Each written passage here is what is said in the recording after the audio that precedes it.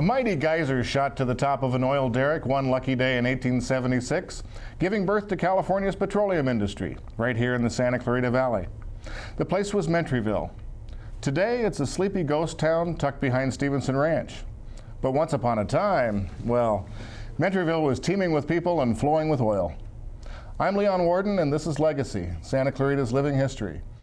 Few people remember Mentryville the way tonight's guest does. That's because she grew up there in the 1930s, when her father worked for Standard Oil and relocated his family to the company town. I'd like to welcome Patricia Westcott Kelly to the show. Hi. Thanks for being here. Now, Pat, when did you move to Mentryville? I moved to Mentryville in 1933, the year after the schoolhouse closed. Oh, that's right. Yeah, there was a little, the Felton School out there in Mentryville. Right. Now, that was open in 1885, and now that shut down in 1932, but you remember the school, though, don't you? Right, I do remember the school. It was an empty building. It had a gas stove. The typical little old one-room schoolhouse. Right. Yeah. You know, actually, we have a picture here of it. And the reason I bring that up is that the Mentryville school now is painted red. But it wasn't always that way, was it? No, it wasn't. It was white. Okay. When I played jacks on the porch. I guess they painted it red to make it look like your typical little red schoolhouse. Right. I think Mrs. Legacy, the lady that started the history, liked that color. Yeah, Carol Legacy. I know they had a big event in 1976, 100 years after the oil discovery there, and got the town kind of refurbished and everything. But going back to the 30s, where did your family come from? My dad was born in Utica, New York. My mother in South Dakota. The family came to California. They met at Lompoc. My dad had dated my mother's sister, and then he kind of liked my mom. And so they ended up getting married. Right, and then they had 5 children, just 1, 2, 3, 4, and 5, real quick. Now, if you don't mind my asking, when did you come along? I'm the number 4th child. Okay. So how old were you when you came to Mentryville? You were a small child then. Right, I was 6. You hadn't already started school then? I had started Newhall School because I lived in Newhall for a few months before I moved to the Canyon. Oh, okay, okay. So Newhall School would have been really the only school around if the Felton School in Mentryville was closed. Right. How'd you get there? That's a couple miles, a few miles. Mrs. Dill, the lady that had lived in my house, she was my bus driver. Do you remember anything about the bus or how many kids there were that she brought? It was a yellow bus, not a real big one, just a regular school bus. Okay. Yeah, I actually ran across something from that Mrs. Dill, Maddie Dill, I guess her name was, had come up with. I guess she recorded a history in 1940 that says that she was driving a Chevrolet bus with a seating capacity of 31. So, do you remember there being 31 kids on those buses? I don't believe there were that many. There certainly weren't that many living in Mentryville. But we did go down Highway 99 and pick up the children and all the children on Lyons Avenue. So that old 99 is basically the old road right next to I-5. It's the road before the freeway came in. Right. How many people lived in Mentryville when you were living there in the 30s? When I lived there, there were just 5 homes there. The Sitzmans lived in the big house. Right. The big 13-room Victorian mansion. Right. Phil and Barbara were near high school age. Mrs. McDermott, Mrs. Sitzman, had rheumatoid arthritis, and her husband was the manager of the machine shops, the superintendent. Okay, at Mentryville. Right. Your father, though, what was his name? Fenton. Okay, Fenton Westcott, right? Right. Now, he didn't work at Mentryville, but he worked for Standard Oil? Right. He worked downtown Newhall at the bulk plant, Standard Oil bulk plant. How was it that if he didn't work at Mentryville, why would he have moved to Mentryville or moved you guys? He liked the country. He loved animals. He was delivering his products. He was a great talker and talked someone into letting him go up there. What was it like there? Did you raise livestock? I mean, how did you get groceries? Newhall, 1930s. That was a little bit of a trek. I mean, you wouldn't have gone into Newhall every day. My dad always passed the store the Safeway every day. My mother phoned in her order. After work, my dad picked up the groceries. My mother didn't drive, so that was very neat for her. Right. Now, you showed me pictures earlier of I guess your dad used to go hunting in Mentryville in the hills there. Right. He hunted for deer. Did he do that every season? Or? He did it every now and then, but my brother Walter was the main hunter, that he did get his allotment every year. And of course, we did have venison for dinner. Did you? Quite a bit. Yeah. Now, Newhall School, you were there in you had a picture, a first grade picture from 1933, and if I could ask you to identify some of the people in this photo, Okay. Now, do you be a want big all help. of Why don't them? you start here down in the front row, those two boys right there. Okay, that's Charles Hayes. He lived in Clarita Canyon. Robert Contreras, he lived in Pico Canyon. Okay, then in the next row, Stanley starting from the left. Cook, they had the dairy here in Newhall on San Fernando Road. I'm not sure of the next boy. Okay. The next boy is Glenn Redburn. I'm not sure where he lived. Hugh Gordon lived on San Fernando Road. Right. Bobby Carson lived near the school. I believe the other boy is Chester Johnson, Okay, but I'm not positive on it. that's fine. Now the girl in this row It's back Mary here. Lou Goodson Okay. and Virginia Carter. Elsa Dietz, she was the smartest girl in the 8th grade, next to Richard Trueblood. Violet Beebe, she's related to the Booths and the Galleons here in town. Is that right? Eileen. Then on the other Well, side I'm of not sure if that's Eileen. Okay. I thought it was Noreen Haragi. I sent her the picture, but she wasn't sure about it. Mrs. Maxwell, Right. then Eileen, then myself, Right. then Josie Sanderson. Her sister has had the market downtown where Terrace is. Right now I can't think of the last name, but she should still be local. I'm not sure of the next girl. Right. The next one was Bernice Braley. And the boy back Then here. I'm not sure of that boy. Okay. The next one was Calvin. I could think of his name earlier. That's Right okay. now I can't. And Jimmy Mason. He later married Frances Hoig that lived up the canyon, the girl that I would have liked to have been. And then Mary Jane Castor, the smartest girl in the school. I mean, at least she skipped a grade. I Right. always thought she was very smart. And then a couple other boys.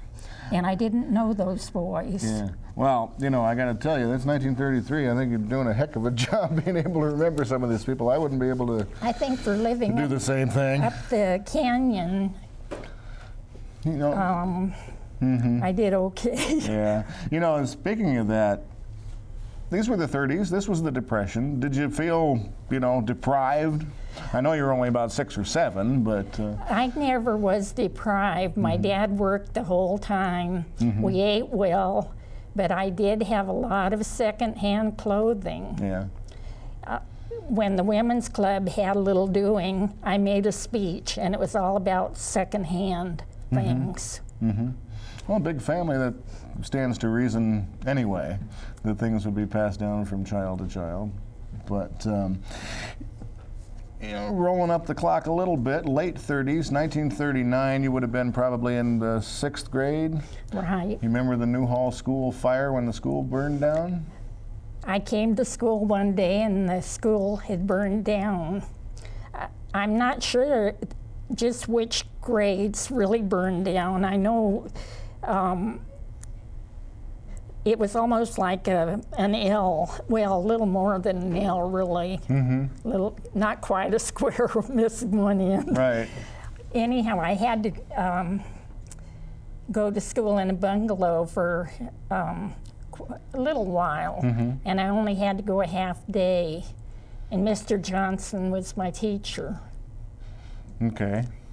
So, yeah, I think it was not until the next year, 1940 or even 41, that the school was rebuilt. But you went, that was would have been 1st through 8th grade then, right? You were still at Newhall School in the 7th and 8th grades? I was. And then later? And I was in my regular classes. They didn't burn down. Right.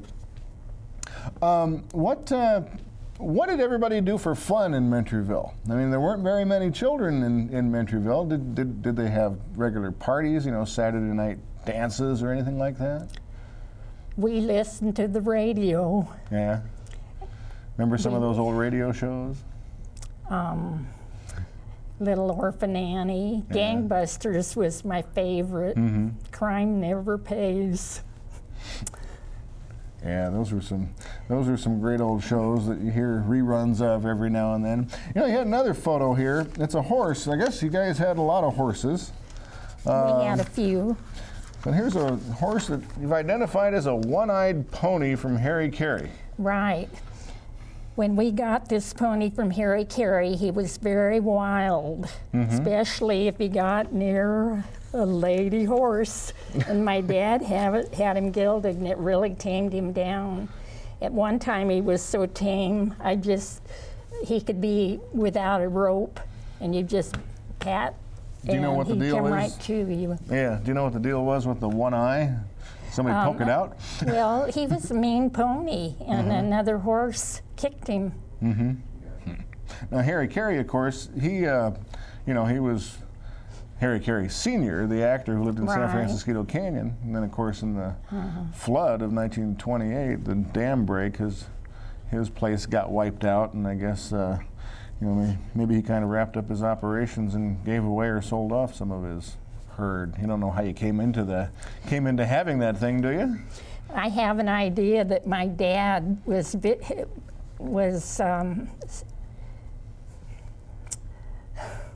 sorry. He was delivering products to him, and my dad was a good talker, and then I believe they came up with that deal. But I never really knew. Yeah, you say delivering products when he was working for Standard Oil. What kind of product? What would he do? What would his job be like? Gasoline, stove oil. So he would make the rounds farms. And bring them around to farms. Interesting. Okay. Kerosene. When you were a child living in Mentryville, did you really understand the significance of the area? Well, I knew it was a beautiful place. And Barbara Cook, it was Sitzman at that time, she told me that it was the oldest oil well. We knew there were Indians there. We knew a lot of people had lived there.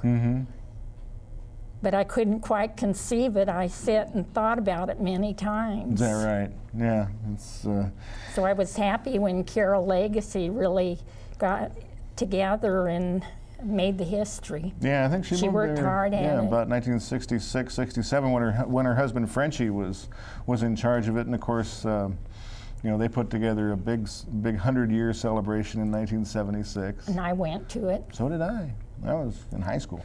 But of course, yeah, you mentioned the oldest oil well. That well, it kept running from 1876 to 1990, with maybe a year or two when it was shut down in about 1940, but that was the oldest operating, longest running oil well in the world at the time. You went out recently to Mentryville with Alan Bofinkamp from the Santa Clarita Valley Historical Society and took a look at the buildings out there. Let's take a look at that now. We've come out here to Mentryville today with Patricia Westcott Kelly. We've stopped here in the parking lot where we first arrived. We're still out here in the parking lot. Patricia, what can you say about this spot here? This was a house that I lived in. I'm standing in the kitchen. It faces a pepper tree where I had a tire swing, so I used to swing and sing. So we're standing right in your kitchen, what was once your kitchen right here. Right. Oh, great. And back here, this was your house faced out this way. This was your front door right here. Right. Great. Well, let's take a walk around and see some of the buildings that are still here today from your childhood around here. That would be nice. So we've come over here to the big house where the superintendent lived. And as you can see behind me, it suffered substantial damage in the 1994 quake. Patricia, when you lived here, the Sitzmans were living in this house, correct? Right. They allowed me to come in and slide down this banister. I did it many, many times. Do you have any other recollections of this house? Yes, when I was 6, I played on the porch. They had clay. I built many items out of that clay. So you had friends living here? Right. We've walked over here to the Mentryville barn, and it also suffered an awful lot of damage in the 1994 quake. Do you remember the barn here growing up, Patricia? I remember the barn. I've had a lot of fun in this barn. I would go upstairs and eat the sunflowers out of the chicken feed. I'd also chase the new kittens. Sometimes the mother would get wise and hide them, and I'd have a hard time finding them. I've had so much fun. I played under the barn. Mom used to warn me not to do it, but I kept doing it until I got a good conscience and wouldn't. We've come down here to Pico Creek, where it's all dry right now. But Patricia, you used to swim down in here. Right. On a good rain year, we would dam up the creek. My brothers would build a raft. Sometimes we'd fall off and keep cool. The dam would leak, then we'd have to start patching it up again. We worked very hard at this. Our final stop out here today at Mentryville is at the 1885 Felton Schoolhouse. Let's take a walk inside. So when you moved here to Pico as a child, this Felton Schoolhouse was closed up already by that time, right? Right. It was closed for about all the 8 years that I lived up here. All I remember about the schoolhouse that stays in my mind is an old wood stove that was converted to gas, the gas lighting that had mantles. If you barely touched them, they broke, and a desk, and an old dollhouse, a very cute dollhouse that my dad wouldn't let me take home because he was teaching me honesty. Well, thank you very much for the tour today, Patricia. For Legacy, I'm Alan Bovenkamp. Now, you know, after Mentryville, you left in 1941, right? Your family, and you moved to Newhall. On Newhall Avenue, right by the school. And your dad was still working for Standard Oil in downtown Newhall. Where did you go to school after Newhall School? Because there wasn't a high school here yet. I went to San Fernando High for 4 years. Mm-hmm. What year did you graduate? I graduated in summer '45. Right, okay. Now I know that, you know, there was a bus system, I guess, that would have run out. San Fernando's quite a ways. There was a bus system? Right, we would walk to a cafe here on San Fernando Road. Mm-hmm. Right now I can't remember the name. Mm-hmm. And the bus? Right there, just almost by Lyons Avenue, there on the corner. Right. And the bus would pick you up every day and take you out to San Fernando. You worked at the American Theater, I understand. Right, I worked at the American Theater. Now the American Theater, that was on Spruce and 11th, and it was run by the American Legion. What'd you do there? I was an usher, usually on Saturdays at the matinee, sometimes at evenings. Sometimes I'd be the cashier. I wasn't very good at it, If I came up short, they took it out of my wages. I had Really? them do it. And I'm sure I wasn't earning much. Of course, that was the only movie house in town. It was built by William S. Hart. You remember some of the movies they used to show there? Yes, there were Lassie movies, Western movies, Gene Autry, Hopalong Cassidy, Roy Rogers. Mm-hmm. I'm sure of Gene Autry. All the big Western names they used to do filming out here too. Right. Yeah. You remember anything about what that theater was like back then? I do.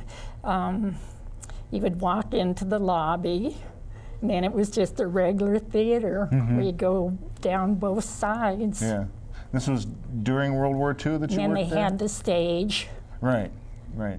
So there was a stage and the movie screen behind it. Right. Yeah. So did they do performances on the stage too, live performances? They would have a keno, I think they called it, a drawing Right. where someone would win. Yeah.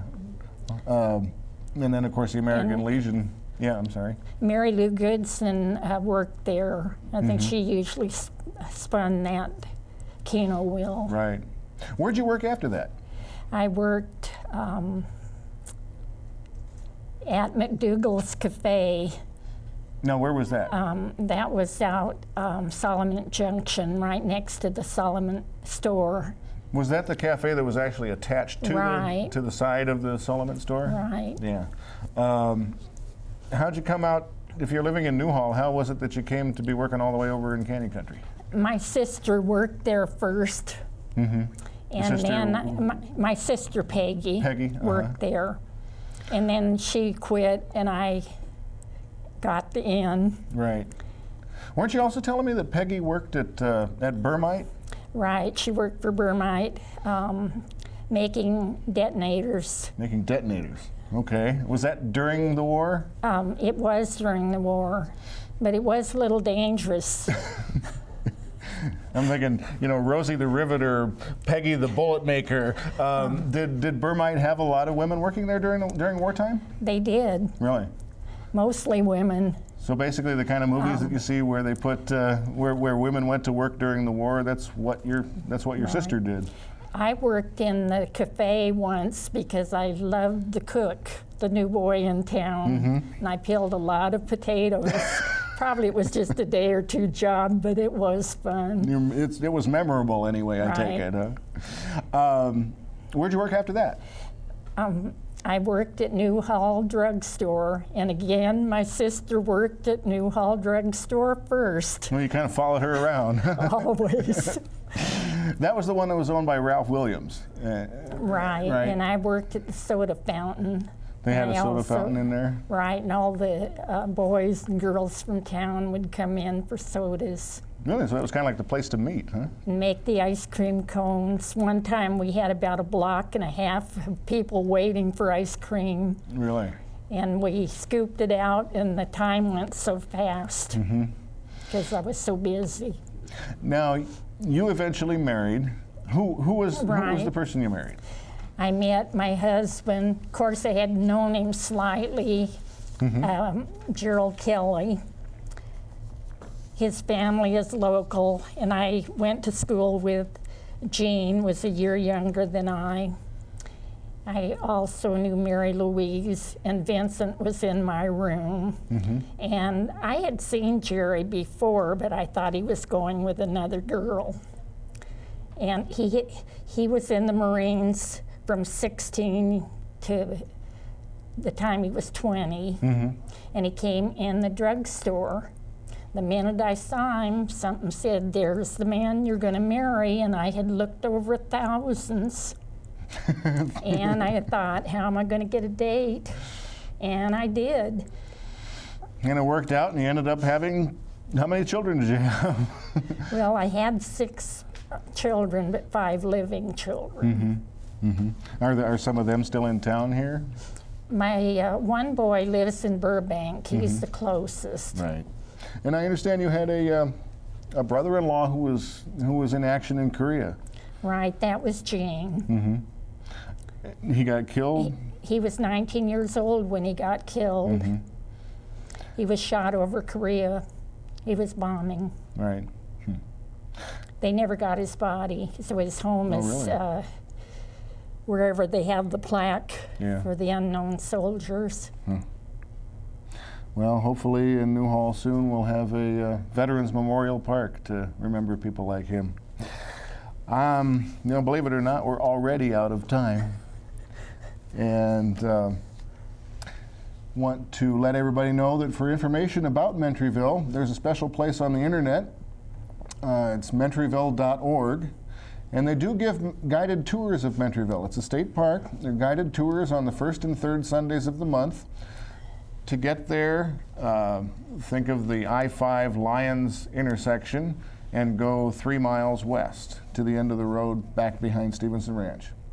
Answers to all your history questions can be found at scvhistory.com or go to the Saugus station Saturdays or Sundays 1 to 4. Thanks for joining us for this edition of Legacy, Santa Clarita's Living History.